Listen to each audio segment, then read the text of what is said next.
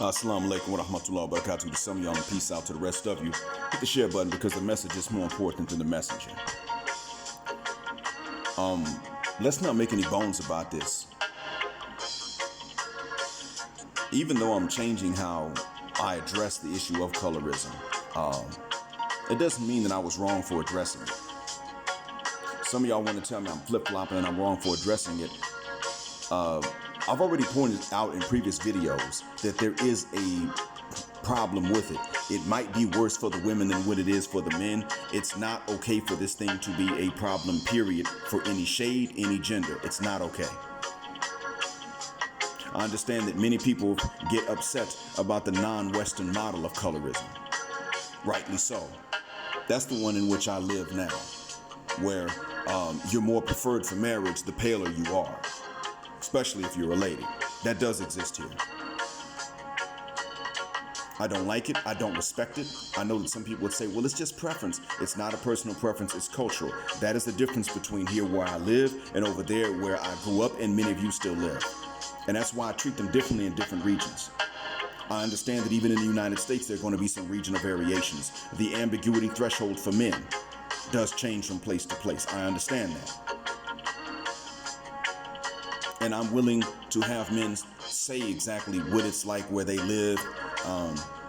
And I don't just automatically dismiss the complaints that women have, whatever their shade is. But some of you want me to not talk about it at all, and that's not going to happen. I'm not doing it to be divisive, but I'm not going to just not say anything about it. I've said before, I know Rashida Strobe has been traumatized. The thing is, according to what she said, she got traumatized by those who really weren't much paler than she was. I've talked about this before. She said this to Tommy Sotomayor, and he agreed. Some years back, I think it was on his channel, but they talked about it. They actually wound up getting along very well on this topic when they sat and talked about it. And this happens a lot with people. You think they're going to be at each other's throats. They hear each other out, take turns talking, and they're not at each other's throats anymore. This happens a lot. That's why Mr. Cannon said there can be some common ground when people start to argue. He was being fair. I'm going to say this too. I don't let people off the hook even when they're elsewhere. I had a man just earlier today I asked him, actually. My wife doesn't know I had this conversation, so this is not why. But a man earlier today told me that this myth in Somalia of some people having Portuguese blood was an exaggerated myth, but it did exist. It was probably one ship that was shipwrecked off the coast because the Portuguese, for the most part, never invaded the coast. They went in, they got dealt with in the waters by both Somali and Turks. Both navies working together to repel them.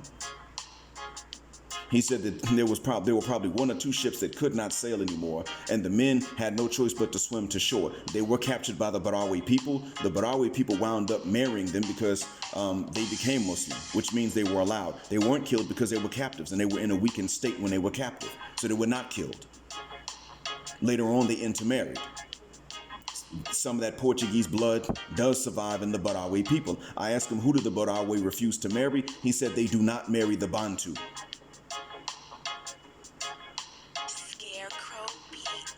That's what he said. Now, I don't know if my friend is related to them or not. What I do want to say is that there is such a thing as that Eastern model of colorism, and I've given people credit when they're talking about that. That's fine. If I Am Eloho wanted to talk about that in an Eastern context, she could have been my guest. I would have been on her side in that case. She didn't. She went to the States. Well, her parents did.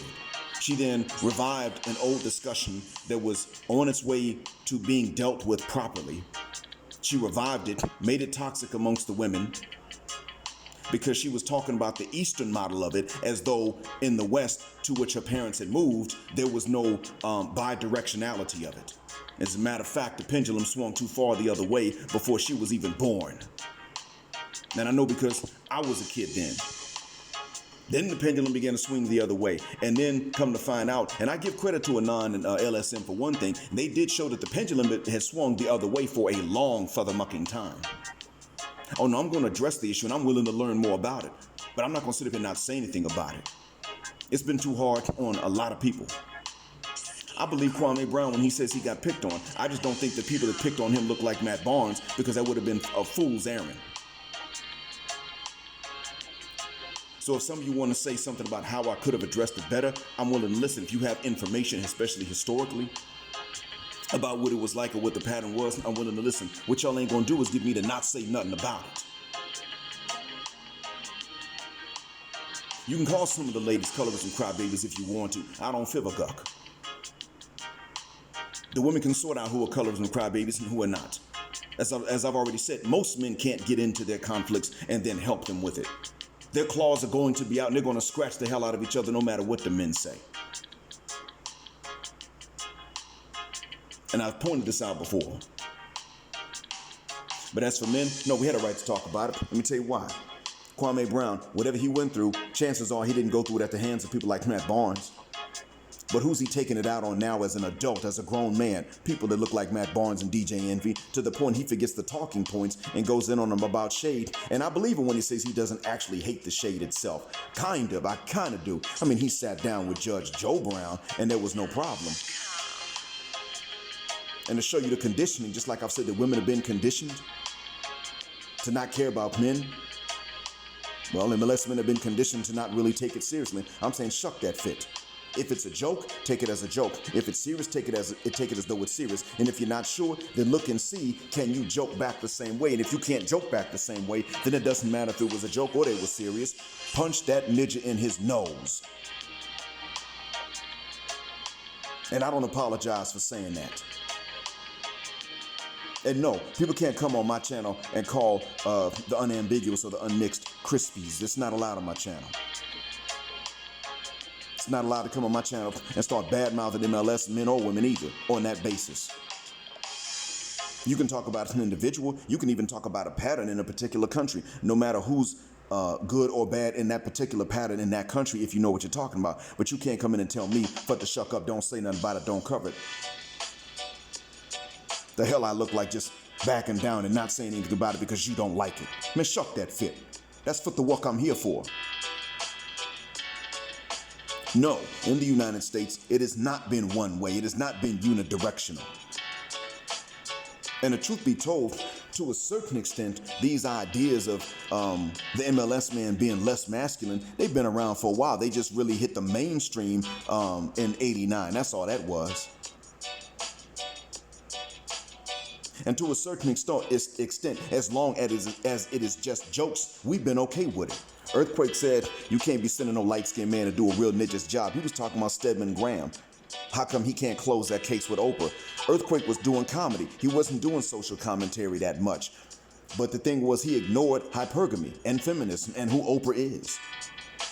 He ignored all of that. You know, but and that's comedy, and that's okay as long as it is understood. It's just comedy. But can Stedman make jokes in exchange? No? Okay then. Fuck the shuck up. Or we can solve it with fist. We'll have to. And I've dealt with this before, even in college.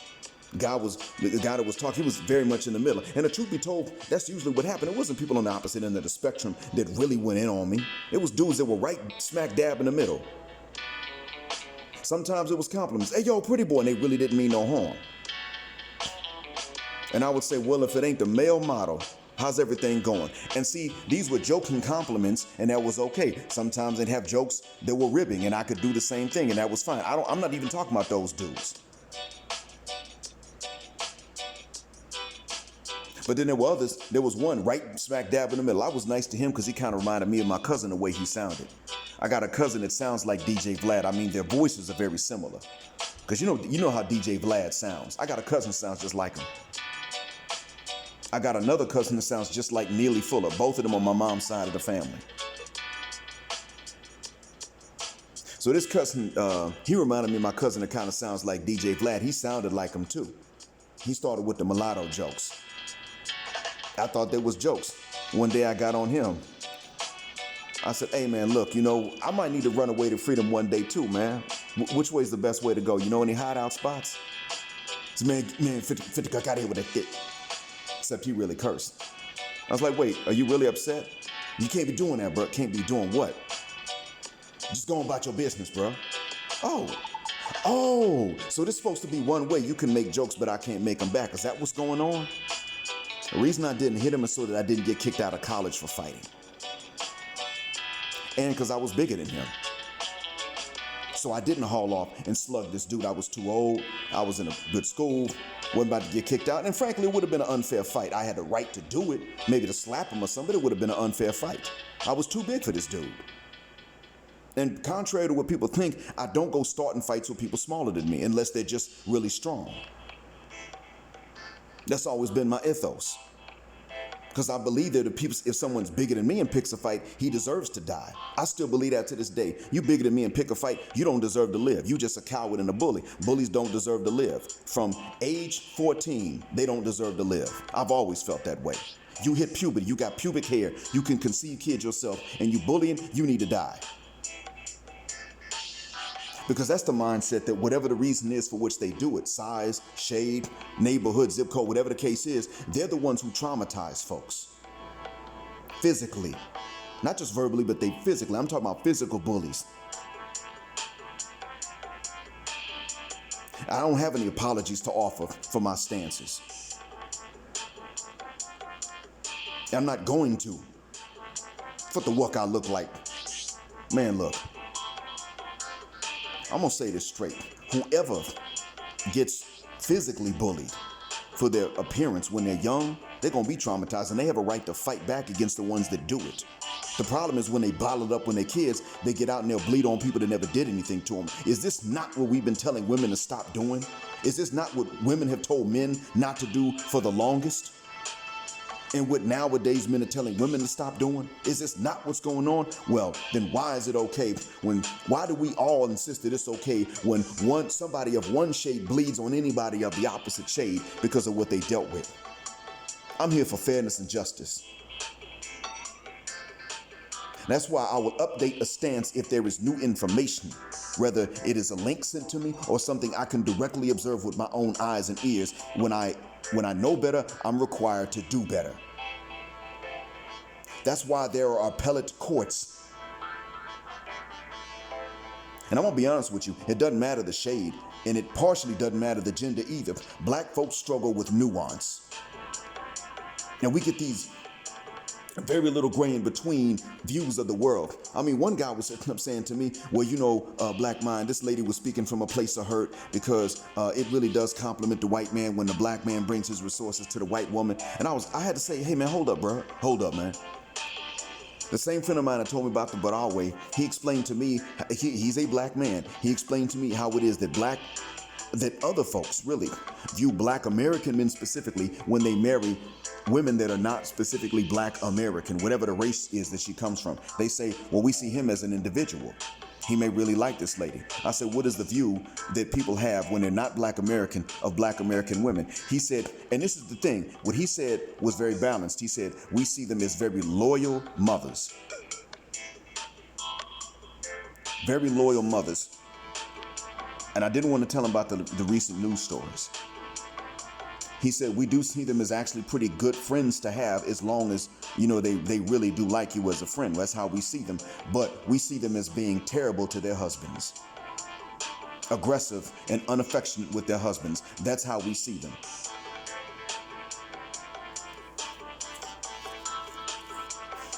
You see, that's nuance.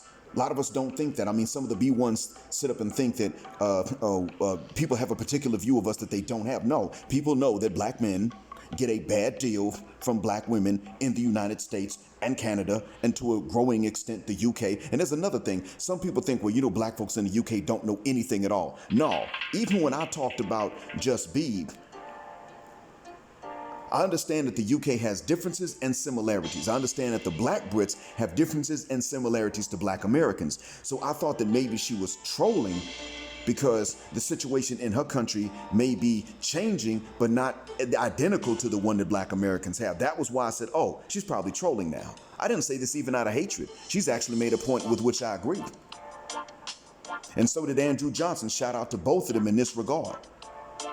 I know some people are like, wait a minute, you giving a shout out to Just Be for a particular point she made. Yeah, black Brits do have the right to comment on what happens in black America. I know Edward Anderson, you're not going to believe it. They have the right to comment because there are things they know and there are things they don't know. And they need to ask when it's something that they don't know. And I admit, I don't know fully all the differences. I'm willing to let them tell me.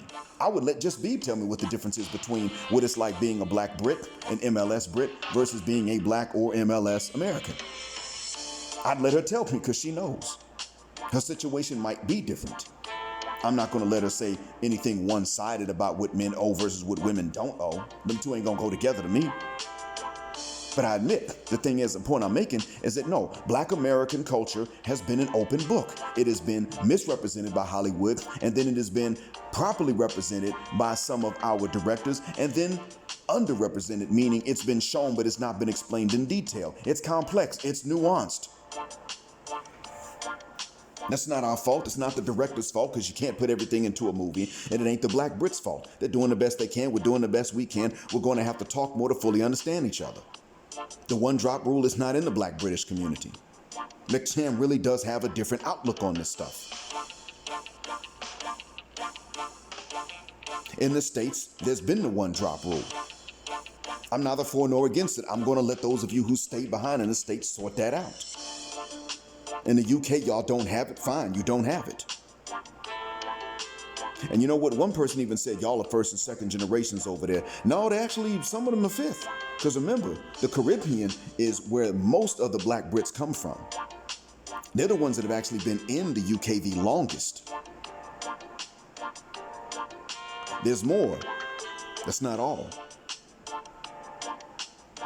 You see, the other thing, too, is that the black Brits that have been in the UK that long, multiple generations, well, you know, and as a matter of fact, some of the Africans, they're the third or fourth generation because of colonization. And people in the Caribbean actually have quite similar experiences to us. Kwame Ture was right when he said that. Remember, he was a Trinidadian American and an African American. His parents were from Trinidad. I don't remember where he was born. He was a U.S. citizen.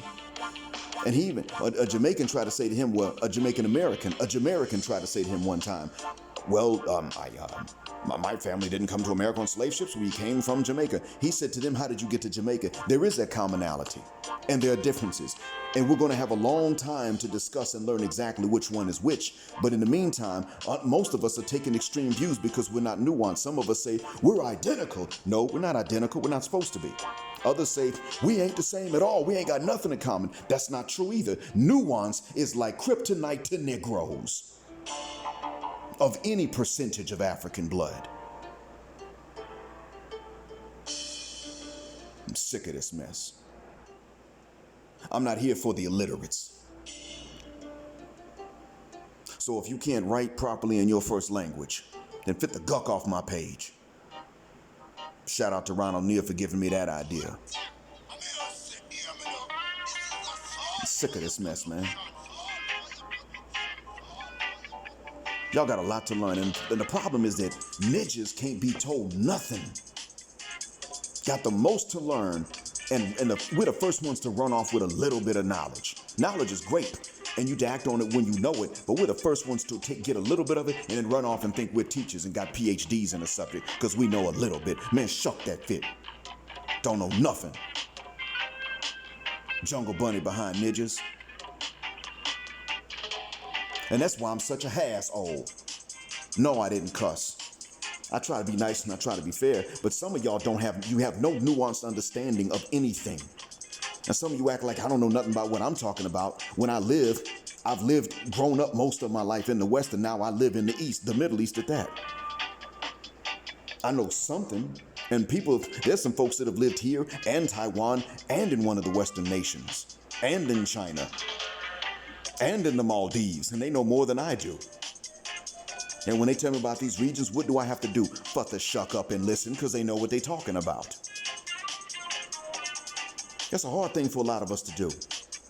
And when somebody shows that they updated their position based on new information, then some other Nijjas got the nerve to come along and say, you flip-flopping. You ain't no thinking man if you believe that updating a position based on new information is flip-flopping.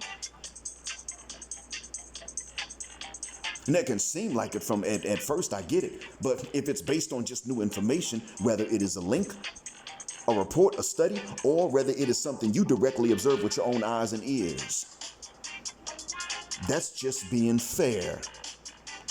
Judges do this. They update positions based on new evidence all the time. Appellate courts exist for that reason, as I just said. And I want to be nice about this stuff, but some of y'all, man, y'all are so simple, being nice doesn't work. Some of you, men and women alike, as soon as somebody tries to be nice when they disagree, you take it as weakness. And I'm going to tell you straight, all that chest thumping and taking kindness and as weakness, that's some niggerilla stuff. That means that the white supremacist stereotypes of you are your self-definition as well. And it ain't just us that do that either. I've seen Northern Egyptians do it. They're not Nubians, they're Northern Egyptians. I've seen them do the same thing. They're infamous for wearing power on their shoulders. They just have to flex all the time. They get a position with a little authority and a little power. They're not all like that, I know. I'm just saying they're infamous for this. And they've said this themselves. Just like we've said it ourselves. You know, give a brother a little authority and watch him bark and growl. They're the same way with them. I've seen Gulf Arabs who ain't nothing but security guards do that. That's a human thing. But I'm talking about us.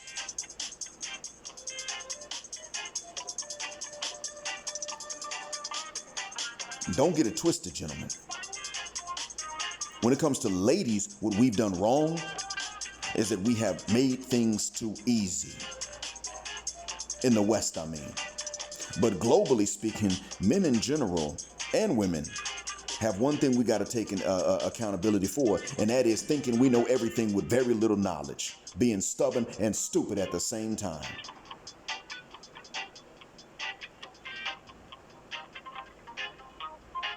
And I don't want to hear any anti-intellectualism either, even the subtle subconscious forms of it. Now fit the guck out my face. Black heart, black mind, blackout. Assalamu alaikum.